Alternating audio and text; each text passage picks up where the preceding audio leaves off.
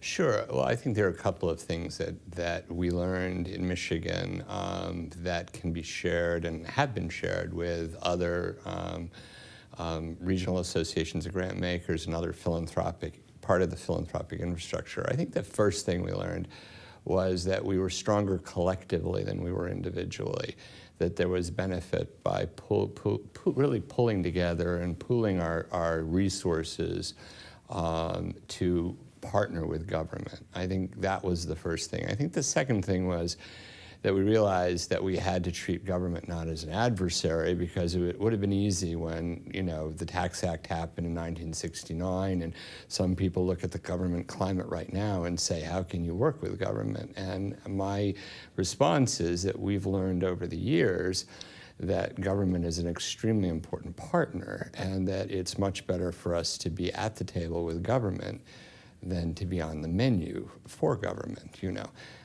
So that's kind of the second key, I think, issue that we've learned, is that government is an important partner.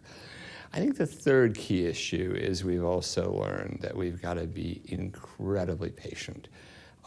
This is it's time consuming. It doesn't provide you with, an immediate benefit necessarily, and you've just got to stay the course. And so if you look at some of our most successful partnerships with government, and particularly in terms of public policy over the years, it's really happened because we've been willing to hang in there, watch leadership in government in some cases change, and you think, okay, you have a new party, a new governor, what do you do now?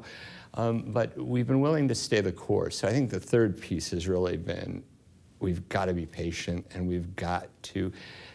the fourth point is, we've got to assume that repetition is okay.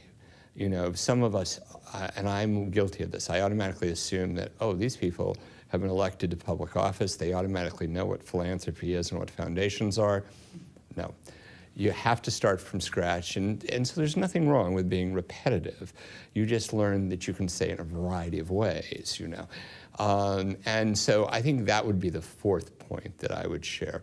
I can go on. I think the fifth point that I would share about what I've learned since the Tax Act through being appointed CEO is that there's a place at the table for all types of foundations.